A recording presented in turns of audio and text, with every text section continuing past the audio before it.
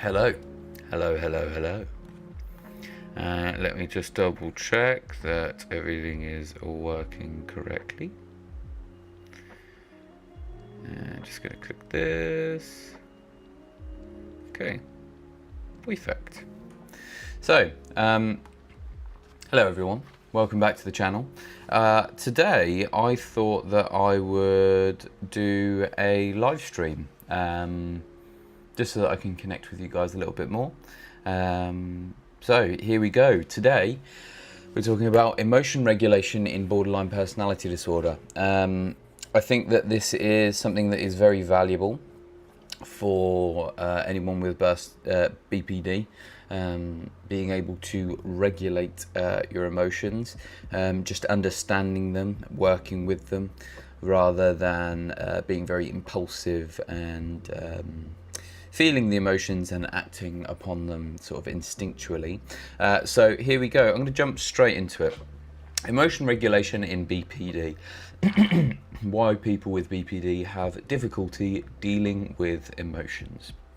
So I am on Very Well Mind today. I will leave a link at the end of the stream to this page. I find Very Well Mind to be a brilliant website. Lots of good information on there about all different types of mental health issues and things like that. So here we go. Emotional regulation is what allows us to manage our emotions in different settings and situations. This includes expressing and responding to emotions in healthy ways. People who have borderline personality disorder often have a more difficult time managing their emotions, which can affect their behavior, mood, and relationships. Many people with borderline personality disorder experience intense emotions and have trouble regulating them. Emotional dysregulation is a core symptom of BPD, and it may explain other characteristics of the condition like unstable relationships, risky or impulsive behavior, and stress-related changes in thinking. Emotional instability is also part of the diagnostic criteria for BPD. So here we go. It's a core symptom of BPD and may explain characteristics like unstable relationships. So when you're feeling a lot and your emotions are going up and down and up and down and left and right and all over the place, often that bleeds into relationships, whether that's with a partner, with friends, with family. And because you feel so much, you often act very impulsively and can say or do things that you then regret, and actually from my own experience, I've actually felt shame for, which then becomes a very vicious cycle where you're going round and round in circles because you're acting upon your emotions impulsively, and then those things that you have done or said have come round to bite you, and so you start punishing yourself for those, and etc, etc, etc. Risky or impulsive behaviour, that relates to what I've just said about there, and stress-related changes in thinking. I definitely have a lot of experience with stress-related changes in thinking. When I get stressed, that's when I struggle the most. When there's lots of different things to juggle that are on my plate, in essence, is when I really find it the most difficult to kind of work around. So at a glance, emotional dysregulation is one of the hallmarks of borderline personality disorder. Emotional skills that typically develop through childhood are often impaired in people with BPD due to factors like childhood trauma, attachment issues, and differences in brain structure. This can lead to emotional issues in adulthood, including rapid mood swings, irritability, anger problems, feelings of emptiness, paranoia, and fear of abandonment. Fortunately, there are treatments that can help people strengthen their emotional regulation abilities, including DBT and self-help approaches like stress reduction, exercise, expressive writing, psychoeducation, and mindfulness meditation. So I just want to talk about myself here again quickly. So I'm signing up to a course of therapy. I'm soon to start on that course of therapy to help with things like emotional regulation. I find that when I get in situations that really stress me, that's when I lose control, or an element of control, in my thinking, and it becomes a lot less logical and a lot more emotionally fueled. And so I've applied for this course of therapy. Other things like stress reduction, you've got breathing exercises and things like that that are very, very useful. The typical in for 7, hold for 7, out for 8, etc., etc. I've found extreme benefits through exercise. I exercise consistently. I mean, most recently, in the last couple of weeks, I've probably done about 16 different exercise sessions. As you guys may know, I'm training for a boxing fight, so obviously that sort of comes along with it. But actually, just exercise in general, I find that if I tire my body, I tire my mind, and so a lot of that stress kind of dissipates, which is brilliant. Expressive writing. I also work in a creative field. I can also relate this to things like acting and performing, or capturing videos and trying to express yourself in that sort of way. All of these things are incredibly beneficial to people with BPD, because it's a way of harnessing those strong emotions and putting them into something that is safe and actually helpful. And so that actually brings benefits to borderline personality disorder that weren't necessarily there before. Or they were there, but they were just a little bit hidden. Like I said, my personal experience of this is acting and filmmaking has really changed my life, because the same reasons why I used to resent myself when captured in a safe on-set environment, they bring joy to other people, and they can enjoy those feelings, and I can enjoy feeling those things without the negatives that come along with it. Obviously, you have to practice being safe and things whilst acting, but I really believe in creative approaches can definitely help. And then there's psychoeducation and mindfulness meditation. So, what is emotion regulation?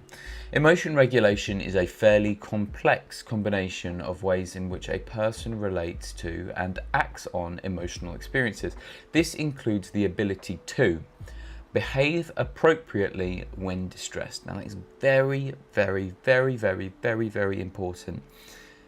Emotions will come and go, but actions last forever. So I think it's very, very important to be able to yes, feel the emotions. You can't stop that part of things, but you can change how you act upon things. Now, when you're emotionally stimulated, often you're listening to the first thought that comes into your brain, and that is the action that you sort of do. Often this is the wrong choice, or could be the wrong choice. Actually, you want to get back to that logical thinking, and often with logical thinking you need to come away from the emotional side of things and think about things in kind of perspective. Identify, understand and accept emotional experiences. So this is what I'm saying. You can't stop what you feel. You cannot stop it. What you can do is try to understand it, understand where it comes from, educate yourself about the disorder, why these things are happening.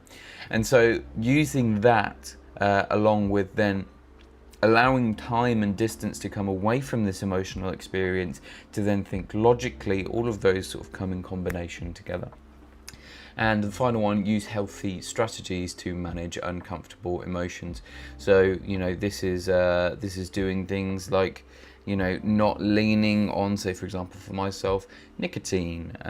This isn't when I'm in a stressful situation. It's not leaving that stressful situation. It's understanding the emotions, allowing them to kind of happen. Yes, I may take a sort of small break, but actually then putting myself back into that stressful situation, because I am able to handle it.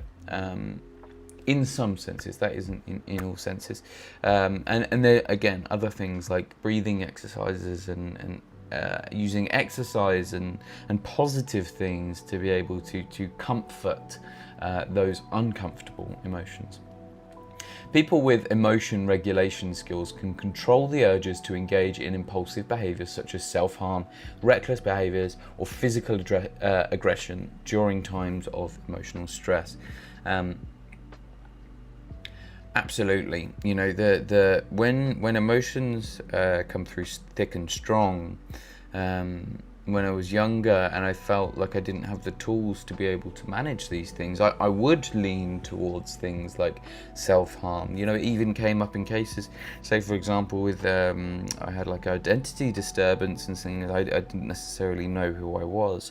I would be doing my hair, just doing my hair, very simple task, trying to make myself feel as good as possible in my own skin.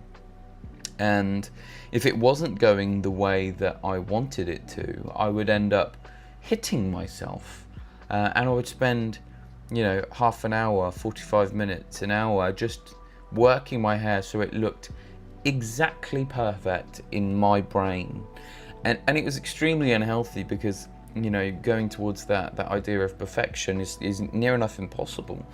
Nobody is perfect. I think we can all agree on that. But then, like I said, because of this stress that it caused me in my mentality, I would end up hitting myself. You know, there's other occasions where obviously I self-harmed, I crashed my car into a wall and things like that. And that's because I didn't understand that these emotions were going to go away. I thought they were going to stick around forever. And then that's why I did these things to try and feel something that wasn't, you know, it almost felt like physical pain was better than this mental pain that I was feeling. And then obviously, you know, reckless behavior, physical aggression, those kind of things are just stay far away from them, as far away as you can. Emotion regulation skills develop during childhood. As we grow, we learn strategies to help us understand what we're feeling and self-soothe when we're distressed. Several things can negatively impact this process, including childhood stress or trauma, punitive or controlling parents, differences in brain structure, a lack of secure attachment to parents. Again, childhood stress or trauma was a large part of my sort of growing up. You can see here related generalized anxiety disorder treatment. I think I also have a lot of anxiety that's kind of been built into me that I'm trying to now aid with the course of therapy and things like that. Emotion regulation versus dysregulation. While emotion regulation allows us to navigate setbacks, someone experiencing emotion dysregulation will have trouble understanding their feelings and responding to them in a healthy way. This is key in BPD, as people with the condition often experience significant distress in emotional situations. Our capacity for emotion regulation plays a major role in how we respond to events in our lives. For example, if someone with emotion regulation skills experiences a breakup, they will likely feel sad and even somewhat depressed, but they will still be able to control their emotions and carry on with their daily routines. However, if someone with BPD goes through the same situation, they may become depressed to the point of not functioning. They may cope by engaging in destructive or violent behaviors or in impulsive activities like promiscuity. Again, this kind of section was talking about breakups and things like that. Again, my experience of these, especially when I was younger, when I was a teenager, was extremely difficult. I really struggled to manage with that abandonment part of breaking up with someone.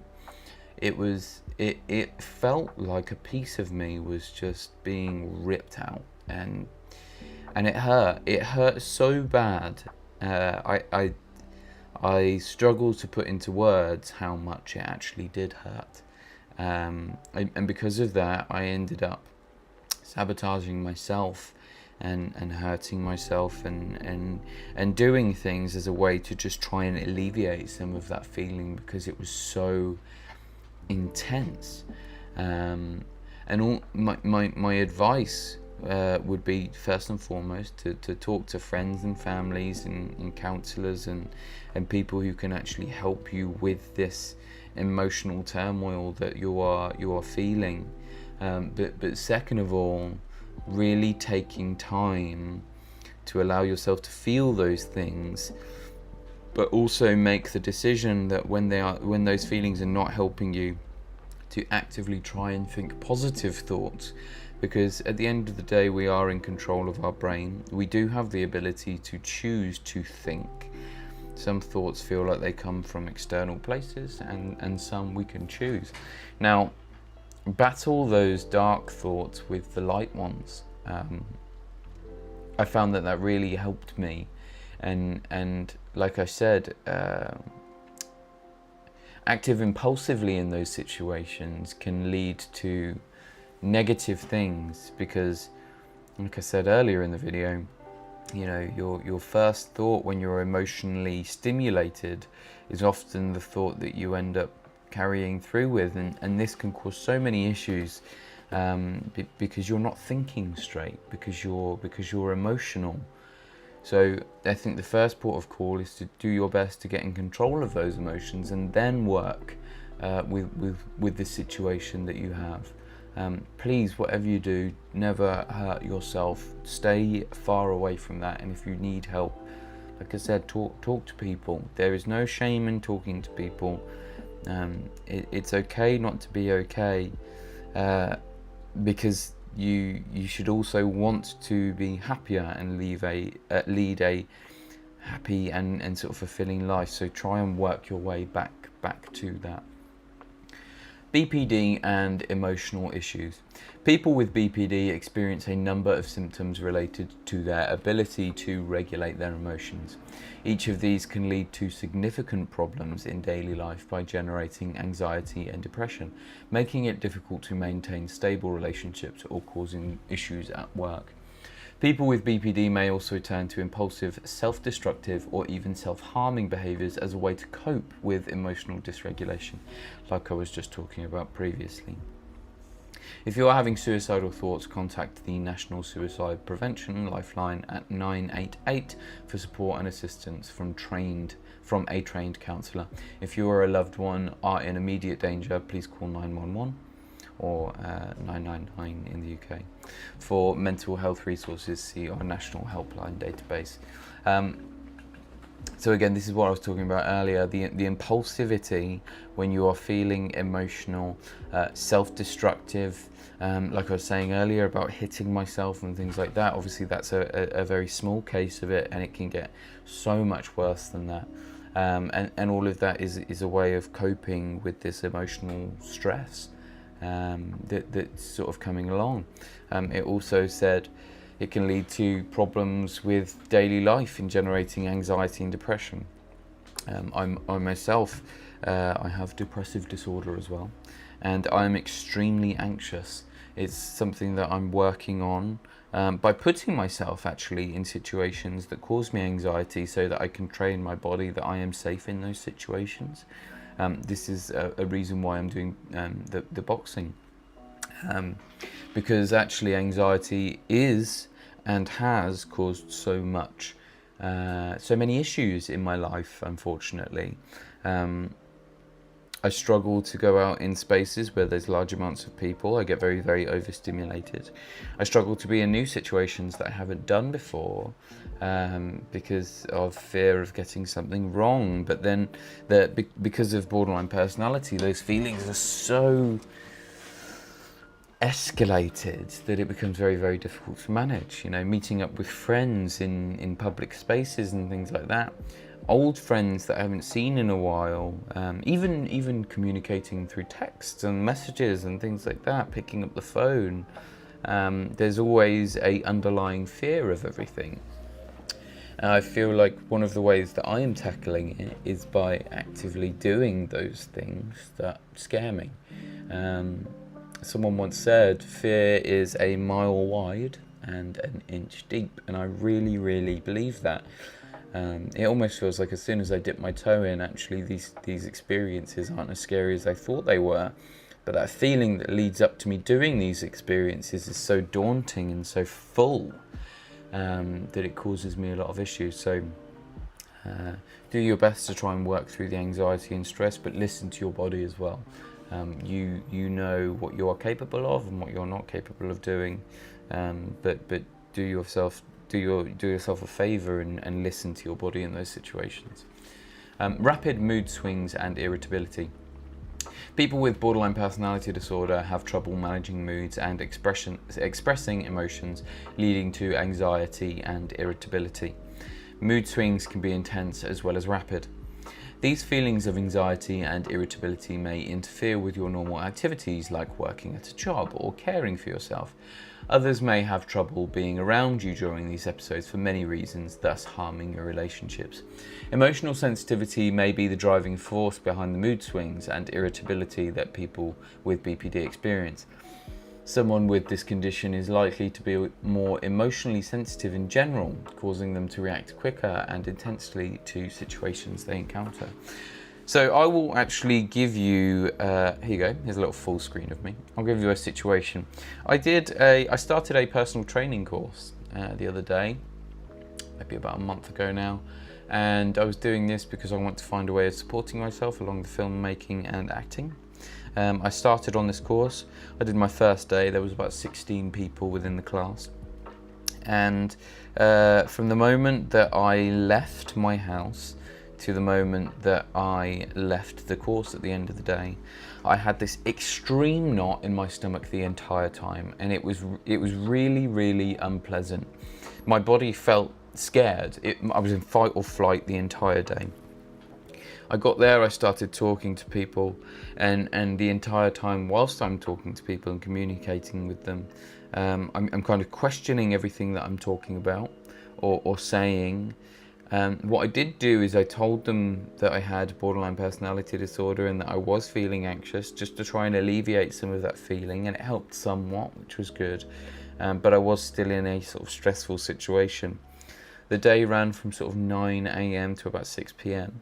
By the time it got to 4 p.m, I was battling with myself on if I should just leave, if I should just walk out and never turn back, and leave without saying anything, sort of like an Irish exit, because this feeling that I was feeling was so unpleasant that yeah, I felt like I had to leave. I made it through to the end of the day, which was great, but that night I went back home and I cried for probably about 3 or 4 hours, and the entire time, unfortunately, I was having suicidal thoughts. Now I know that I should never act on them, and I never will act on them, because I previously have, and it's caused a lot of emotional stress to myself and other people. But it didn't. That doesn't take away from the fact that I was still having them, and that was unpleasant, and it was because of this situation that I was in and this anxiety that I was feeling, which is, like I said, I can really empathise with anybody who has BPD and is in those situations. All that I can say is for myself, I was trying to take breaks whenever I could. You know, I'd sort of disappear to the toilet and I'll be doing the breathing exercises. But also, if you're ever in a situation like that, maybe it's a good idea to inform like a boss or a colleague or someone that you're around that you're having these things, so at least they can have some element of understanding, and then it's up to them whether or not they accept that, but you have done your best to try and help yourself in that situation, because yeah, that anxiety and those sensitivities can be real difficult in those sort of situations. Difficulty controlling anger. Along with intense mood swings, intense anger comes along as well, seemingly out of nowhere. Even slight inconveniences can trigger rage in those with BPD, potentially leading to destructive or violent behaviours, including self-harm. I don't know if you guys can see, but I do have scars on my arms. Emotional dysregulation appears to be closely linked with problems controlling anger. Relationship intensity and stability may play a role in this as well, as people with unstable, chaotic relationships may be more prone to aggressive behaviour. Hello, so I've just got a quick message from Stolen Parts. 40-year-old male here with quiet BPD. Do you also struggle with codependency in relationships, and was being alone also a problem for you? Yes. I've been in a relationship now for 6 years. Thank God. I've had an amazing experience actually with my partner, but I am very, very dependent on them. I feel lonely when they're not there, and I think I just really enjoy spending time with them. I think, you know, the amount of happiness that has come into my life since they have been a part of it is something that I could have never imagined. And so yeah, I am very codependent, but at the same time I do enjoy time on my own. The sort of fear of abandonment over time has dissipated a little bit because of the security that my partner has kind of provided me with. So there is an element of codependency, but it's more so of the fact that, you know, if my partner was ever to break up with me, or I feel like I would be okay now. Whereas again, comparing to when I was younger and I was very sort of emotionally fueled, I think I would have had a lot more issues. And being alone nowadays, you know, it depends on the amount of time really that I spend on my own. I enjoy a lot of alone time because I get quite anxious and stressed around being other people, so actually I enjoy alone time. But once that's sort of going on for more than multiple days, that's when it starts becoming difficult, and I become a little bit of a hermit, very sort of introverted. So it's definitely a balancing act. But yeah, I'm constantly sort of doing this. I hope that answers your question. Thank you for coming in and joining the stream, by the way. So yeah, emotional dysregulation is closely linked with controlling anger. So a couple of experiences that I had when I was younger. Again, the anger that I was speaking about earlier, when I used to hit myself when I was doing things like my hair. That was it was always, I felt like a boiling kettle until the point that I kind of just exploded. And then I would hit myself. And I had, there was once this experience that I had where I ended up punching a car because I was having an argument with someone, and I felt awful. I felt absolutely dreadful because of it. It wasn't, it was a mistake what I did, and yeah, it just came from a impulsive, very quick, sudden, sort of sharp feeling in my brain that I kind of felt like I had to release there and then, because the feeling was so strong. I think anger with BPD is very difficult to manage and kind of deal with. Sorry, excuse me, someone's just calling me very quickly. Yeah, I think BPD is and anger is very difficult to manage because it's so explosive. I mean, in my understanding of it, it's very explosive. So I think actually the process leading up to the anger is where the decisions need to be made to kind of peel away from that.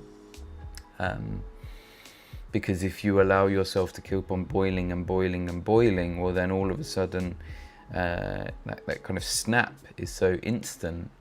I can almost relate it to like a dog, in the way that, you know, they're kind of timid, then all of a sudden they will bite you. That's kind of what it feels like. Oh, hi from Brazil. Your videos have really helped me so much. How do you feel about depressive episodes? Quiet BPD and ADHD. 29 years old, non-binary here. Hello. Nice to see you.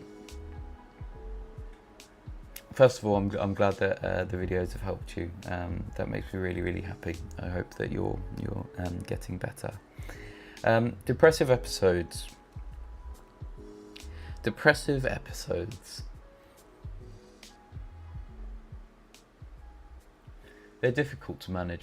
They're very, very difficult to manage. The thing that I will always do, so over time, what I find is that when I get into sort of one of these episodes, one of these depressive episodes, I will end up stopping enjoying the things that I know that I enjoy. So for myself, I really enjoy exercise. I enjoy playing games with my friends. I enjoy watching films with my friends and spending time with people. And when I get depressed, I end up wanting to just come and sit in this room in the dark and not really doing anything. The way that I combat them is actually by making an active effort to do the things that I know that I enjoy when I'm sort of happy or at a baseline. I do those things even when I'm struggling, because if I don't do that, it feels like I will continue down on this trajectory, which, you know, once I begin a depressive episode, which actually often comes around seasonal changes and things like that, once it starts getting very dark consistently, I always find that I start becoming more depressed and things like that. I know now that I cannot give up on the things that I enjoy doing. So, you know, that could be painting, it could be for myself, it's acting or doing something creative or expressing myself or meeting up with people, you know, whatever it may be. Although at the time it may feel difficult to do and upsetting and maybe, you know, there's an element of shame and you don't necessarily want to show yourself feeling that way. And in some senses, actually, when I become quite depressed, I almost feel like I'm deserving of it, and so I relish in the sadness, and I kind of, you know, I listen to sad songs to make myself more sad, type thing. But yeah, my process is doing those things that I know that I enjoy when I'm in lighter moods. And the more that I do them, if I kind of look after the physical side of things and do the physical side of things that I know that I enjoy, it often translates then to the mental. And really, sorry if you can hear that motorbike going past. Really, I find that exercise is such a huge thing for me in whatever sense of the word it is, even if it's doing very, very, very small things, you know, press-ups in your room or squats or, you know, whatever it may be, going to the park and working on the bars, or I don't know, you know, it's down to each individual, but exercise has helped me so much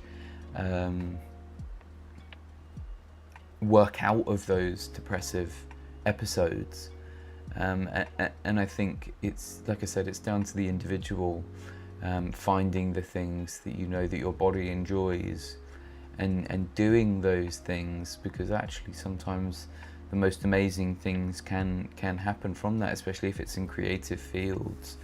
That's where I feel like borderline personality disorder really shines, is working within those sort of creative fields. Yeah, so I'm in one of those episodes like this since March, and have been quite hard to not going down the same rabbit hole. I stopped writing and it was my world, and I can't do it anymore. Thank you so much. I'll try it again today. Well, you try it whenever you feel like you're ready to try it, but just know that you have the ability to. You can do that whenever you would like to, and maybe some really great things can come out of that. I've found that with my writing, I struggle with writing because I'm dyslexic, but with incorporating real life experiences into writing can feel so fulfilling, and other people can relate. You know, other people like us with borderline personality disorder can relate to those things, and many other people around the world. I mean, this is exactly what this channel is kind of built upon, is you guys relating to borderline personality disorder, and I am no different than any of you all. Person with loud BPD here, and just want to say I'm proud of you and anyone who manages to endure and adapt with this burden. I'm glad I found your channel. Well, I'm glad you found it too. Thank you for coming and listening. You know, when I was younger, I really used to think that borderline personality disorder was a burden, and yes, it can be. It really, really can be. It can be really, really difficult to just deal with on a day-to-day basis. But like I was saying, using it in creative fields, it can be the biggest benefit, or in my experience, this is only my experience that I can speak from, I can't speak for everyone. But it can be so powerful. I'll give you an experience. So I once played a character that was suicidal. Now, as you guys may know, I've had my own personal experience with that. The camera was on me, and it was kind of my time to shine. And yeah, when I was acting, I had to get back into that mindset that I had once felt and kind of lived through, and I kind of revisited it, but in a safe way. And at the end of the take, it was almost like silence, and then there was applause. People applauded it.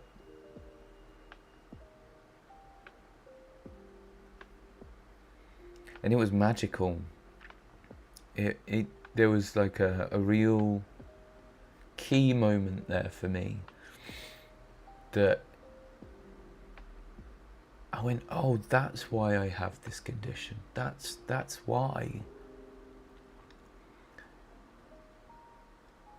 And so yes, it is very, very difficult to deal with on a day-to-day basis. But if you find your way that you can use it in the right way, in a safe way, it can really change people's lives, and you can help people. Because I think actually being emotional and being empathetic and feeling things is such a human, universal experience that some people struggle with, and would actually, you know, the ability to feel so much is appealing, because some people struggle to feel anything, and they're just kind of numb to the world. So yeah, it has its peaks and its troughs. But there really can be some positive things to it. I really want to push out that message that there is good things about BPD, and you can live a happy and healthy life. Anyway, that was a big old tangent. Hello to everybody. I'm going to quickly jump back into this. Feelings of emptiness. So those with BPD often experience a chronic feeling of emptiness, whilst it's not completely clear where this feeling comes from. It may be related to an insecure self-image. Someone with BPD may struggle to retain a firm idea of their identity, and they may feel disconnected from themselves and from others. This feeling of emptiness is very disruptive, and it can lead to impulsive behaviours as well as self-harm and suicide. Lilac, I'll just get to your message in 1 second. It can also cause loneliness, as someone experiencing chronic emptiness may feel disconnected from others and may struggle to maintain friendships. If you're experiencing this isolation, it may also make it harder to regulate your emotions, which can begin a vicious cycle that exacerbates your feelings and distress and emptiness. So I just want to jump back to retaining a firm idea of identity. Thank you, Lilac. Yeah, acting has completely sort of changed my life. Yeah, it makes me so happy. If there's one thing that I could do for the rest of my life, it would be that. Because, like I said, it feels like I can have the ability to help people and change people's lives and make them smile or feel something. Just feel something, because that's all I do. Is just feel things. Wait, give me 1 second. I'm just going to quickly go get my charger. You guys will still be able to hear me though, because I have my mic as a lapel.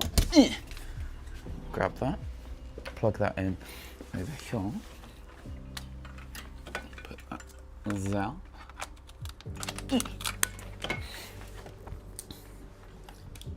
There we go. Oh, I haven't even been showing you guys this. Oopsie daisy. Yeah, so where did I get up to? So first of all, chronic feelings of emptiness. Over time, that has disappeared for me, not completely, but over time it is definitely lessening. It used to feel like this empty sort of void that I had in myself that was kind of filled with nothing but darkness. And no matter how many good things in my life sort of happened, I would always kind of have this pit that I couldn't get away from. And I don't know how that's changed, to be honest. I actually have no idea. But over time, I think where I'm maybe understanding the disorder a little bit more, and I'm really trying to do things that I enjoy and bring joy to my life, it's disappearing, and I've managed to start keeping more stable relationships and harnessing this this emotional turmoil in a healthier way. I think over time that chronic feeling of emptiness has slowly started to go, and I think part of that is relating to an insecure self-image. I think it's so confusing having borderline personality disorder. Who am I? Is always the question. Who am I? Am I my version of myself? Am I the version of myself that my friends and my family want me to be? Am I the version that society wants me to be? Am I being the version that I think society wants me to be?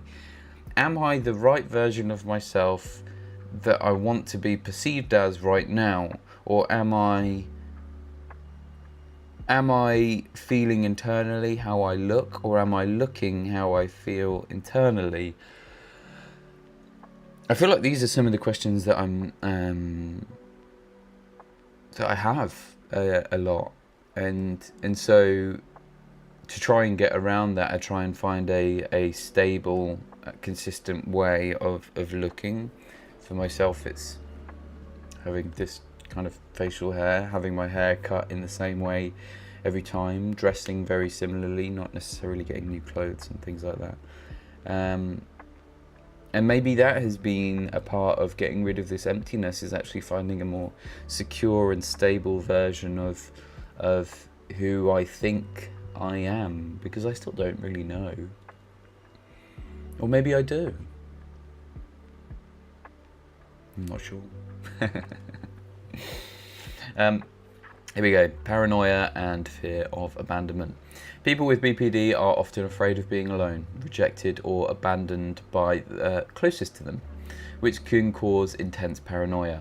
That may lead to them to act obsessively and constantly seek reassurance, or even push away others to avoid feeling hurt by future rejection. Unfortunately, many of these behaviours can lead to a lack of stable relationships. Trouble regulating emotions can exacerbate this. Intense emotional outbursts may push others further away, and an inability to soothe feelings of paranoia or insecurity can lead to more instability in the relationship.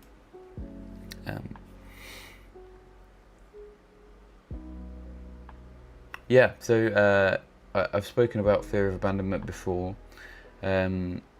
I think it's really deep in my sort of subconscious because it pops up in my dreams so often. I constantly dream about being rejected or abandoned, especially by my partner, because I love her so much. Now again, the acting obsessively and constantly seeking reassurance, asking things, do you love me? Do you really care about me? When it's kind of obvious, I'm going to put obvious in brackets, it can frustrate other people. I've had plenty of experiences of doing that, and actually in me asking, do you love me? Do you care about me? Because I want reassurance, because I'm questioning myself. Overdoing that actually leads to creating distance within a relationship, and so that elaborates upon this fear of, do you love me?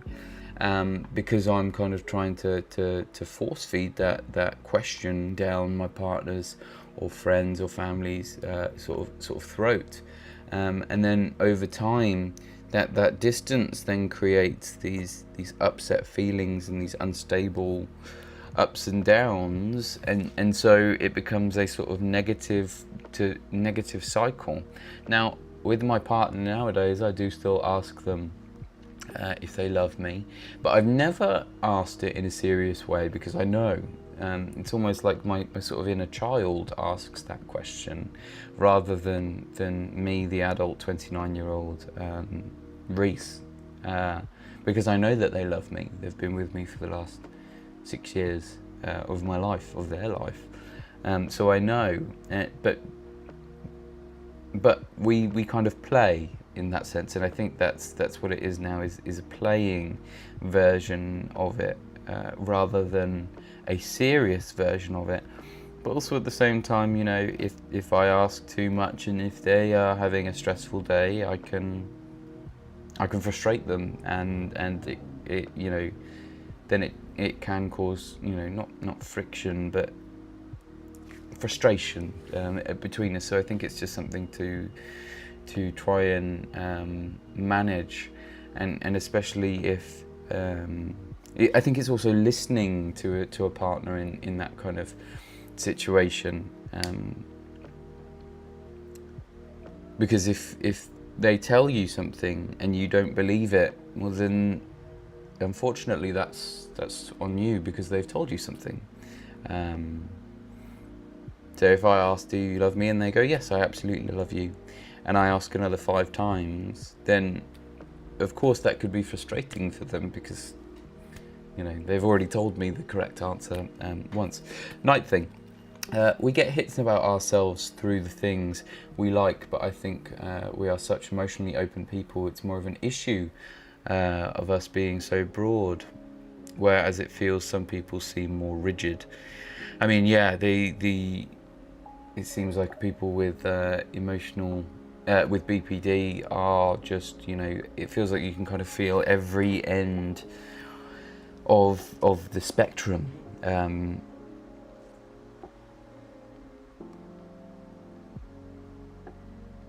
And like you said, yeah, people maybe being a little bit more rigid, like I said earlier about maybe having that wall up a little bit more, and then sometimes actually there comes conflict with the rigidity of some people, and the sort of sensitivity and openness of others, and that sort of crossover can sometimes become very difficult.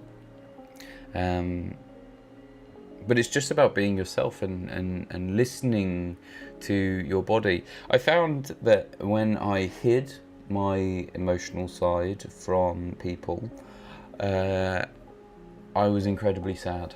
because I wasn't myself. I was playing a character. I was trying to be somebody that I wasn't. As soon as I started really expressing myself, then things started to get a little bit easier. And so here I am. Just going to quickly jump back into this. It's really lovely to talk to you guys, by the way. This is really nice. I've really enjoyed doing this. I'll quickly, I don't know how much we've got left. I'll wrap this up. We haven't got too much left. And then we can just have a little talk if you want to for a quick sort of 10-15 minutes. Trouble regulating emotions can exacerbate this. Intense emotional outbursts may push others further away, and an inability to soothe feelings of paranoia or insecurity can lead to more instability in relationships. So, managing emotions despite borderline personality disorder. If you struggle with BPD and emotion regulation, you may want to consider seeing a therapist specializing in this condition. They will have a better understanding of the origins of your emotional struggles, and together you can work on strategies to help you learn and regulate your emotions and manage your mood swings.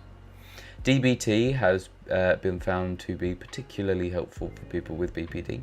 This form of therapy was specifically developed to help people with BPD learn how to change their thoughts and behaviors, reducing the symptoms of the condition in the process.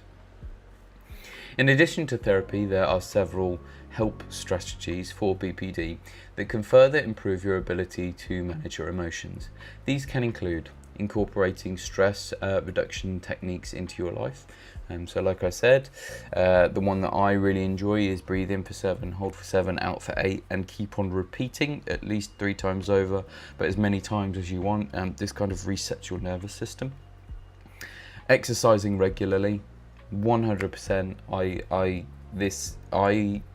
Yep. Using grounding techniques in moments of intense distress. That would be something that actually I think I'd find quite interesting to look into, so feel free to look into that. Practicing mindfulness meditation, things like yoga, Pilates, just taking time to yourself to be with your thoughts, understanding where they're coming from, why, and how to use them and harness them in a positive way. Expressing your emotions through writing, so like we said about earlier, I think this can be incredibly useful, because the BPD experience is a shared experience, and if you find the courage to actually be able to write what you're sort of kind of thinking, then maybe you can help yourself, but maybe you could help others as well. And I've found a lot of benefit in my life in helping myself and trying to help others. And finally, educating yourself about BPD, reading things like this vlog, this situation, learning just about BPD in general can help with it, of course. And that's about it for that post. I hope you enjoyed listening and watching. I have been streaming now for 53 minutes, which is quite a lot actually. But I've really enjoyed talking to you all. It's been lovely. DBT is so expensive, but there is books that can help too. Even the DBT for Dummies is good. Oh God, I need to start exercise at least a bit, but I hate it. Right. First and foremost, yes, DBT can be expensive. Private therapy is, it's costly. I wonder if there's any sort of like councils or things like that. So the therapy that I'm receiving is actually through the council. I spoke to them about my sort of mental health condition at the moment, and they sort of recommended me to go towards that. So I wonder if there's anything like that you guys would be able to find if you feel like you would like to pursue sort of counselling and therapy and stuff like that. But yeah, exercise. You can, I mean, look, I don't know your situation, but exercise is brilliant. And like I said, you know, it could be absolutely anything. you could quickly just do 10 squats right now. You know, you could do a couple of crunches or some press-ups, or you could go for a 3-minute run, a 5-minute run, absolutely anything. It's that endorphin release that I think is what kind of helps me the most. Doing. Do you know what it is? It's doing something that stresses my body, but I've chosen to stress my body rather than the world stressing my body. I think that's what, like, I make the active effort to go through the hard thing, so that when the hard thing just happens to me, it makes it just a little bit easier to manage with, because I've already chosen the hard anyway. So when I'm getting curveballs thrown my way, well then, so be it, you know. But if you feel up to it today, go do something. Why not give it a try? If you're having a hard time at the moment, you know, maybe get a little bit creative if you fancy it, if you've got the time. But if you've got like a quick sort of 10, 15 minutes, 20 minutes, 30 minutes, go do some exercise. You can do absolutely anything. And let me know how you feel after, because I hope that it, you know, maybe the first time it might be it might be tough, and the second time and the third time, but over a couple of weeks and months and just a period of time, I feel like it can help. BPD is a shared experience. I'll make this as a post to always remember that we can help others. Thank you for this live. It really helped me today to hear you talking about it. Oh, and break a leg. Thank you very much. I really appreciate it, and thank you for coming and talking to me. I've actually got goosebumps right now because I've never done this. I've been so nervous to do this, because this is actually me. You know, in the videos I can kind of edit things, but yeah, this is me being me. So I'm glad that you've just enjoyed kind of talking to me. I bought a used treadmill and I like to jog on it for 30 minutes every day, and it definitely helps me feel a sense of control, on top of feeling some nice benefits. Absolutely. And you know, I think actually as human beings we stop running too soon. I remember I used to love running when I was a child, and then as soon as I got to sort of like 22, I really kind of stopped running and I started lifting weights to try and get as strong as possible, so that I could ease around the identity crisis that I was having and the unstable sense of self. But recently I've been picking up running again. You know, if you're able to, if you're able-bodied and things like that, it's something very simple that you can do, and there's a point that I find when I run that my body says, or my mind says, right, I can stop now. I can stop. And then it's basically it's me against myself at that point on if I do stop and when I do stop. Because often actually the body can keep on going, and the body can work through the stress. It's actually the mind that struggles. And so I think this builds an element of resilience that I struggle to find anywhere else. And this is why I really enjoy the boxing at the moment, because I have those moments of like, okay, I'm tired, my arms are going to come from down here, they're going to drop, and then all of a sudden I get punched in the face. So I go, oh, okay, right, got to lift my hands up. And although it's uncomfortable for me to keep my hands here, it's more uncomfortable to get hit. You know, it's the same thing with running. It's, you know, you can choose the comfortable, and you know, you've done your 30 minute run, or you've done your 20 minutes, and you go, oh, I could stop now. But if you keep on pushing through that and work towards those 30 minutes where you set yourself that challenge, that original challenge, yeah, it can be very helpful in building that inner resilience. And so nowadays I start doing more of the things that cause me stress, because I understand that my body is able to kind of get through them. Jennifer says, I have BPD and have struggled for a long time. I started playing pickleball. What's pickleball? I do feel a difference mentally. Amazing what a little activity does for your overall mood and well-being. I want to look up what's pickleball. What is pickleball?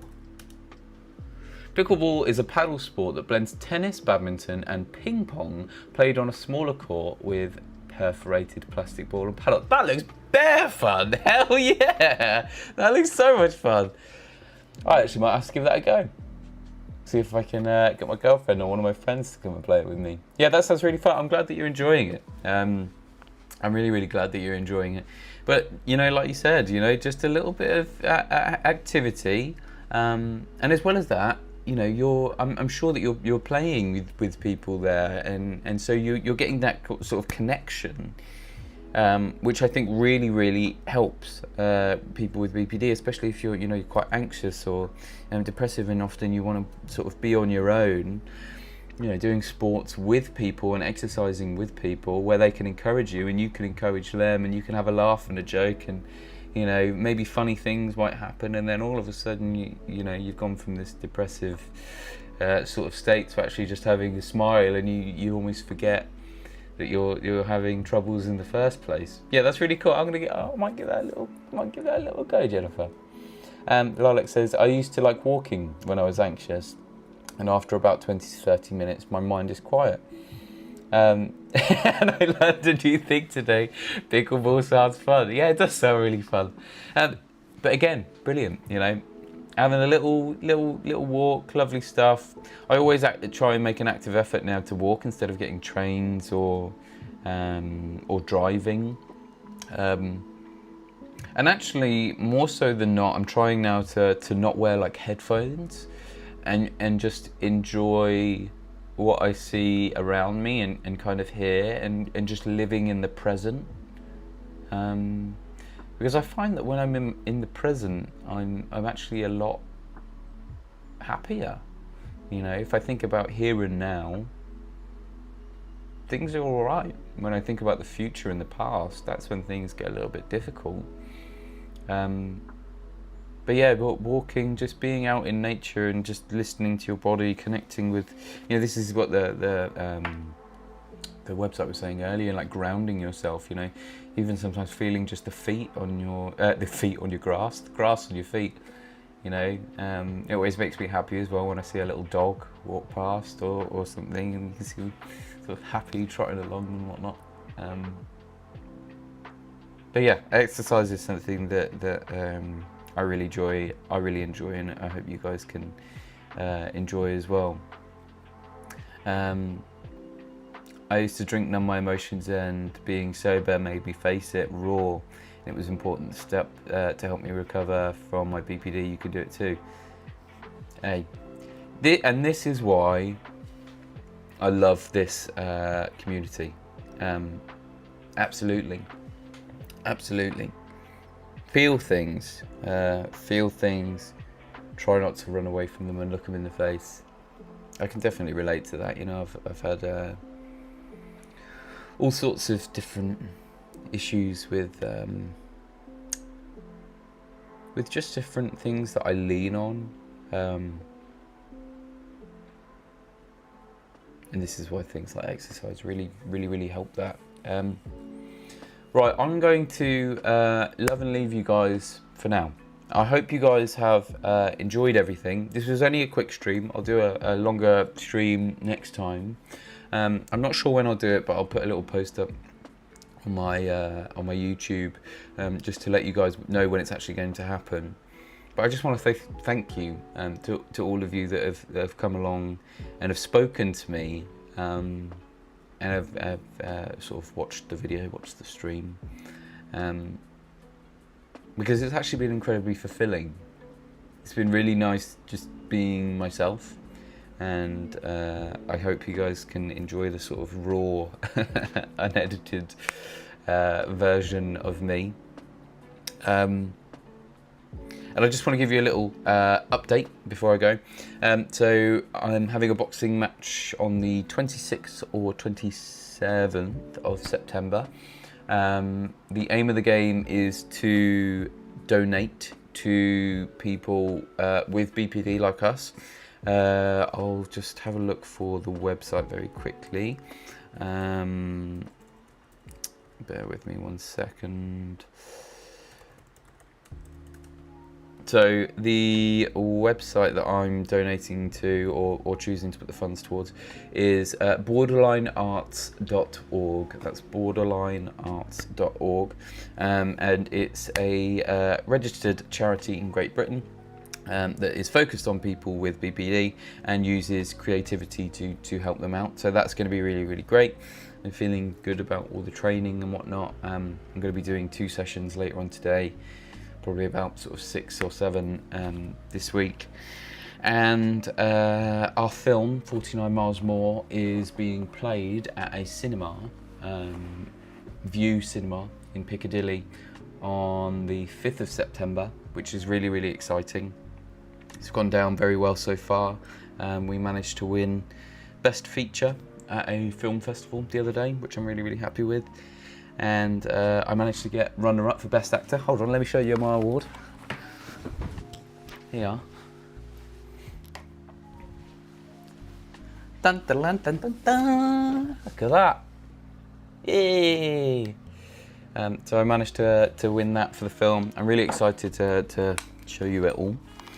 I'm not sure exactly when it's going to come out 100%, but it should be on some form of streaming platform if you'd like to see it. And yeah, I think that's about it. Please, you guys, communicate with each other, because yeah, I'd really like to just build up this community and have everybody thank you, have everybody just sort of, you know, just love and care about each other. The pickleball community has been extremely warm and welcoming, and the connections you make with other people is great. Lots of support and encouragement. Everybody come and play. Right, everybody, let's all play pickleball. Maybe that's the move. Everybody together comes and plays pickleball. We might all have to, you know, cross continents and countries, but I think that might be a good shout. Also, yeah, thank you. Yeah, I'm really happy with it. I'm really, really happy with it. So thank you to White Rose International Film Festival. It was really, really cool. Like I said, it was wonderful talking to you all. I will see you guys very soon. I'll like I said, I'll put up a message or something when I'm next going to live stream. But for now, go learn about pickleball, get some practice in, because we're all going to start smashing it. All right, everybody. Thank you so much. Love you guys lots. Have a lovely day. Do some exercise, do some fun things, do some writing, creative bits and bobs. I will see you in the next. See ya.